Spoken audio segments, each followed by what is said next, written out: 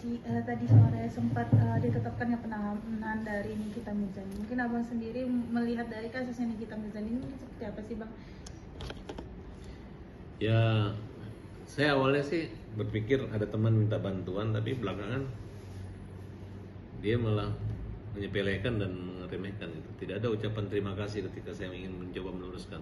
Saran saya itu adalah suratif justice, di mana mengembalikan aja uang yang sejumlah 4 miliar, kemudian silahkan dia berdebat, kemudian dia hajar kalau memang skincare punya persoalan hukum atau melanggar BPOM. Nah, kemudian akhirnya saya juga mengambil sikap, saya bukan perlu membela, tapi saya membela yang perlu aja sebagai pengacara pembela kaum lemah. Oleh karena itu saya akan buka terang-terangan mengenai perkara ini. Perkara ini terlepas daripada skincare-nya punya persoalan ya. Kalau memang ada persoalan, saya lebih memilih menghajar skincare daripada mendapat uang 4 miliar. Karena mendapatkan uang 4 miliar hanya untuk mencari penghidupan dan sebagai mata pencarian, apalagi ada beberapa informasinya yang terkait dengan itu yang dilakukan oleh sejumlah oknum tertentu yang berantai, bersekongkol, konspirasi mafia ya. Polisi, kejaksaan, hakim yang memiliki kewenangan saja yang menerima suap itu dipenjara, ditangkap. Sedangkan Nikita Mirzani tidak memiliki kewenangan, tidak memiliki pekerjaan dan kekuasaan untuk menerima uang sebanyak itu. Kok bisa gitu?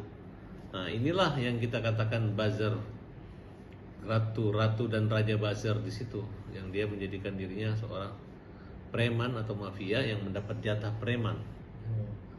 Nah, jadi mulai diawali dengan Oki, dokter, kemudian dengan Mail.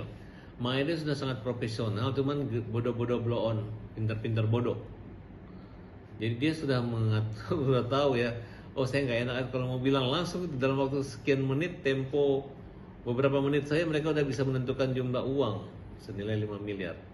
Mulut mahalah, ya kan? Kemudian memberi beberapa contoh alternatif bahwa siapa yang di review oleh Nikita kan hancur sampai dibagus-bagusin. Sayang sekali ya kalau seorang artis mendapat penghasilan seperti itu. Dengan saya pikir saya cari-cari lagunya Nikita Mirzani di pasaran nggak ada lagunya tuh. Filmnya kagak ada juga, cuman mainnya ribut, berantem, masuk penjara, keluar masuk, kan kira seperti itu. Nah, sekarang orang yang paling bahagia dengan hancurnya ini adalah Ersa Sharif ya. Kemudian kalau Rasman itu nggak usah lagi mengomentari Nikita Mirzani ya, karena Rasman itu tidak boleh lagi jadi pengacaranya Padel, tidak boleh lagi jadi pengacara di Indonesia ini, karena Rasman sudah dibekukan ya. Dan kita minta supaya jangan didengar lagi. Rasman tidak usah mendesak-desak Nikita. Nah, kalau mau dengar Farhad Abbas saja, karena saya bicara netral. Nah, dan saya minta kalau memang ada bukti skincare itu melanggar hukum, silakan kita hajar, kita kejar skincare nakal yang melanggar undang-undang, yang mengandung obat-obat merkuri berbahaya. Nah, tapi buat orang-orang apalagi dokter ya, nah, kalau dokter tuh sebenarnya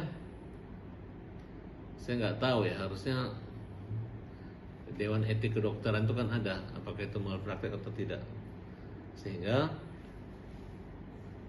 kenapa hanya artis dan asisten artis yang kena gitu, kenapa dokternya kan? Nah, kan salah satu peran dokter detektif, dokter Oki itu kan ada juga peran di situ. Nah, oleh karena itu seperti yang awal saya katakan bahwa kalau sebagai bintang iklan itu ya, tapi karena ada motivasi lain, itu mata pencarian, pemerasan. Nah, ini kejahatan ekonomi juga, karena dilakukan dia menerima uang dari orang yang melanggar hukum lah gitu. Nah, sedangkan orang itu melaporkan diperas, berarti dia tidak melanggar hukum. Nah, dia harus membuktikan bahwa dia diperas. Nah, saya lihat rekaman, itulah karena mereka ini hanya sekedar artis, sekedar bencong yang tidak sekolah hukum gitu. Dia simpel aja, saya dikasih, saya dicari, nggak begitu. Orang kekawinan saja itu di laporan KPK, kalau pejabat menerima di atas 2 juta. Nah, sedangkan ini kan 4 miliar tuh banyak sekali. Emang nih kita ngapain sampai merusak? Ya, kalau setelah kami investigasi, kami bertemu dengan beberapa orang, termasuk Fitri Sayetero, Nikita itu nol besar, gak punya jaringan. Justru yang banyak membantu Fitri Sayetero selama ini. Jadi semua salah. Cuman mereka sekarang bentrok ya. Tadi saya habis ketemu Fitri, Saya katakan, Fitri, dulu kamu adalah orang yang bertemu dengan saya dan meminta saya untuk tidak menyerang Nikita dan untuk damai dengan Nikita. Dengan janji bahwa Pak Tabas, kamu adalah calon ketua umum partai, kamu adalah ketua umum partai Negeri Daulat Indonesia Partai Pandai, kamu cocok jadi presiden, kata Fitri Seteru. Saya mau dukung orang kayak kamu, tapi ada syaratnya, kamu jangan hajar Nikita Mirzani, kamu baik gitu. Akhirnya saya pikir saya pengen juga jadi presiden kali atau ketua umum partai Pandai didukung. Saya cek lagi si Fitri punya follower Instagram, wah boleh juga nih hampir 1 juta ini kan. Ya udah akhirnya saya ngikutin kan, gue bantu. Nah di situ terjadi video call. Nah, kemarin ada orangnya nih, kita datang ke sini minta tolong. Saran saya adalah kembalikan aja uangnya, baru kita fight, kita lawan dia gitu. Nggak mau dia kembaliin. Nah katanya setelah sampai ke Nikita, dia katanya malah menyepelekan saya. Saya rasa loh, apakah selama ini ketika saya membela Nikita dan anaknya dia nggak mengucapkan terima kasih? Yang ada hanya keangkuhan, menyepelekan. Seolah-olah hanya dia memiliki pengacara yang sudah aman gitu. Dianggap kita ini pengacara ecek-ecek. Saya tegaskan saya bukan perlu membela, tapi saya membela yang perlu. Nah sehingga ketika saya mengambil sikap netral, saya mengatakan bahwa oke, kita hajar aja, karena pada intinya kami membela kaum lemah dan menghajar para pelaku-pelaku kejahatan dan mafia seperti itu. Tapi Berarti Niki alasan juga pernah minta bantuan abang saat dia ditetapkan tersangka bang, bener bang? Ada orang minta tolong, cuman laporannya mereka bilang ya karena menyangkut biaya ya. Kalau saya bilang yang kamu harus bayar saya ya pertama bayar 4 miliar pembayaran harus disiapin gitu. Nah, belum biasa kita. Tapi dia nggak mau ngeluarin uang, nggak mau bayar. Nah, jadi katanya kita bayar Abbas mahal, terus apa-apaan katanya. Dan ini pokoknya nggak bagus lah gitu. Kalau saya dapat laporan dari orang itu. Dia bilang, tapi saya sudah telanjur menggunakan statement yang meringankan dan membantu dia. Tapi lama-lama saya berpikir, loh, yang terjadi ini kan sebenarnya betul-betul kejahatan. Kenapa ditutupi? Saya kontak sama teman-teman supaya nggak usah lagi kalian bantu. Ngapain ribut-ribut gitu ya? Yang penting masuk penjara juga ya ngasih ya buat apa? Urusan polisi lah, masa kita peduli banget? Emang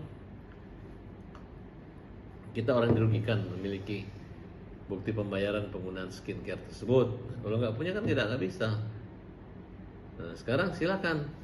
Hei Nikita Mirzani, kamu kan udah dimasukin penjara, lu teriak aja selesai. Nah, belum lagi dibuat perdata nanti, pasti akan kembali uang orang-orang itu. Orang itu bukan orang-orang. Kayak UMKM melibatkan sekian orang, kayak donatur Agus 8.000 itu kan cuma 1 orang. Pemilik uang itu adalah siapa? Gladys. Reza Gladys. tadi Berarti disebutkan keputusan Polda hari ini menahan Nikita apa menurut abang? Tepat apa enggak? Sudah sangat tepat dan sangat cepat. Kenapa? Karena Nikita itu sangat arogan, sangat sombong, sangat berani gitu. Suka teriak-teriak ya. Agus pun pernah dihina, pernah diejek sama dia.